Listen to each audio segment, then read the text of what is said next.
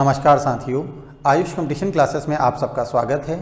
आज का हमारा ये जो वीडियो है ये पुलिस दूरसंचार जो उत्तराखंड पुलिस में भर्ती आई हैं 272 पद उससे संबंधित है। तो हाल ही में उत्तराखंड पुलिस में ये जो 3 पद अलग अलग हैं, उत्तराखंड आरक्षी, उत्तराखंड दरोगा और पुलिस दूरसंचार, इन तीनों का सिलेबस आयोग के द्वारा अपनी वेबसाइट पर जारी किया गया है। तो पहले जो पद हैं पुलिस आरक्षी और पुलिस दरोगा, उनका जो पैटर्न है वहाँ पर 100 अंकों की एक परीक्षा होगी और ये जो पेपर है यूके ट्रिपल एससी आयोजित करवा रहा है। तो यूके ट्रिपल एससी का जो पैटर्न है उसमें 100 नंबर का पेपर है। पेपर में नेगेटिव मार्किंग होगी। पेपर 2 घंटे का है। पेपर ऑनलाइन या ऑफलाइन दोनों माध्यम से आयोजित होगा। और ये जो 100 प्रश्न हैं इसमें से 20 प्रश्न पूछे जाने हैं सामान्य हिंदी, 40 उत्तराखंड के सामान्य ज्ञान से संबंधित और 40 प्रश्नों में हिस्ट्री, ज्योग्राफी, पॉलिटी, इकोनॉमिक्स और करंट अफेयर्स, कंप्यूटर की सामान्य जानकारी या रीजनिंग से संबंधित प्रश्न होंगे। तो ये हम अलग से एक वीडियो में डिस्कस कर चुके हैं। आज हम यहाँ पर पुलिस दूरसंचार के बारे में देखने वाले हैं। तो ये जो पुलिस दूरसंचार के पद थे इसके लिए विज्ञप्ति 3 जनवरी 2022 को निकली थी और आवेदन 10 जनवरी 2022 से शुरू हुए थे। यहाँ पर ये जो आवेदन करने की अंतिम तिथि आयोग के द्वारा रखी गई है 23 फरवरी 2022 तक रखी गई है। तो सभी अभ्यर्थी जिन्होंने अभी इस फॉर्म को नहीं भरा है एक बार विज्ञप्ति को भली भांति पढ़ लें और उसके अनुसार आवेदन करें।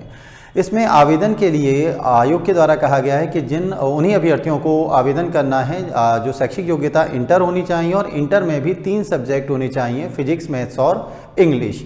तो आयोग ने पाठ्यक्रम भी यहाँ इसी आधार पर रखा है कि यहाँ एक 100 अंकों का पेपर होगा। पेपर ऑनलाइन या ऑफलाइन दोनों माध्यम से हो सकता है और निगेटिव मार्किंग यहाँ पर भी रहेगी।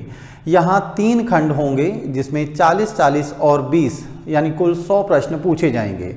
इन 40 प्रश्नों में पहला जो खंड है वो गणित से संबंधित है, तो इंटर लेवल तक की वहाँ पर गणित पूछी जानी है। 40 प्रश्न मैथ्स से संबंधित होंगे।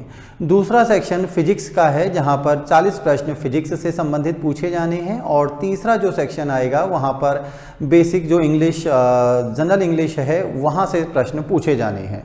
तो इस प्रकार ये जो पूरा पेपर है ये पूरा पेपर 2 घंटे का होगा। पेपर जुलाई 2022 में प्रस्तावित है। तो जो भी अभी आपके आगामी पेपर हैं वो 5 से 6 महीने में हो जाने हैं, चाहे आरक्षी हो, दरोगा हो या पुलिस दूरसंचार है या इसके अतिरिक्त बंदी रक्षक का भी एग्ज़ाम होना है, पटवारी और लेखपाल का पेपर होना है, प्लस अभी वन रक्षक का भी पेपर होना है। तो ये सभी पेपर अगले 6 महीनों में हैं। तो अगर आप दिन देखें तो मुश्किल से आपके पास 150 से 180 दिन इन पेपरों के लिए बचते हैं। इस दूरसंचार वाले में फिजिकल नहीं कराया जाएगा, केवल आपकी मेजरमेंट होगी और जो भी अभ्यर्थी उसमें क्वालिफाई करेंगे उनका जुलाई 2022 में एग्ज़ाम हो जाएगा। तो यहाँ पर इस पेपर को देते समय आपको ध्यान रखना है कि आपको जो अन्य चीज़ें हैं हिस्ट्री, ज्योग्राफी, पॉलिटी वगैरह यहाँ पर कुछ भी नहीं पूछना है। जो अभ्यर्थी नए हैं वो ये जान लें कि ये यूके ट्रिपल एससी गूगल पर जब सर्च करेंगे तो उन्हें ये एक वेबसाइट यहाँ पर दिख जाएगी। उस वेबसाइट पर क्लिक करने पर राइट हैंड कॉर्नर पर आयोग के द्वारा सिलेबस एक सेक्शन दिया गया है और उस सिलेबस पर जब वो अभ्यर्थी क्लिक करेंगे तो उनको ये पूरा सिलेबस मिल जाएगा। तो जो भी अभ्यर्थी वास्तव में इसके लिए गंभीर रूप से तैयार कर रहे हैं वो, क्योंकि ये वैकेंसी बहुत समय बाद निकली है इस बार पुलिस की, तो वो लोग ये ध्यान लगाएं कि कम से कम उनको प्रतिदिन 5 से 6 घंटा पढ़ना पड़ेगा।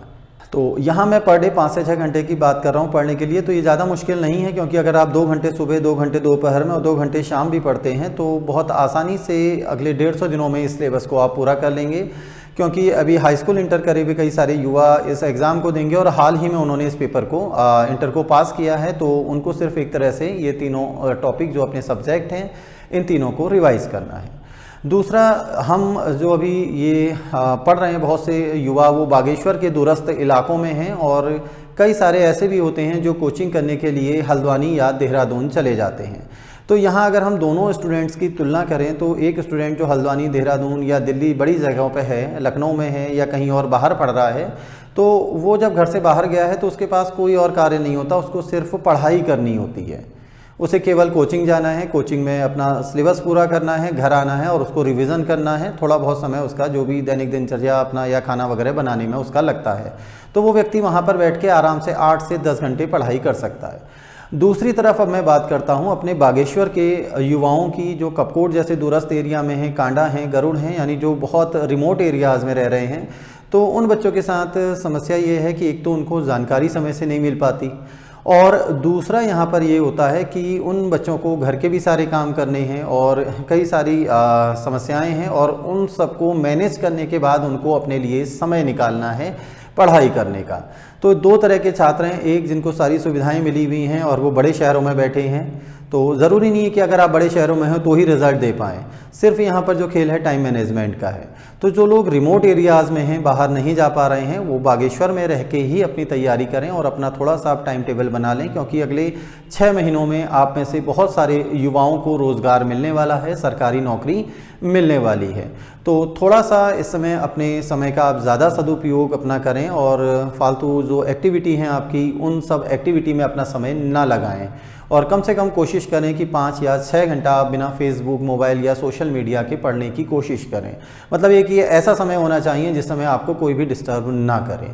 तो आपके जो चयन है उसके चांसेस बहुत ज़्यादा बढ़ जाते हैं एक दूसरे छात्र की तुलना में। तो इसी के साथ हम अपना आज का ये सत्र समाप्त करते हैं। धन्यवाद।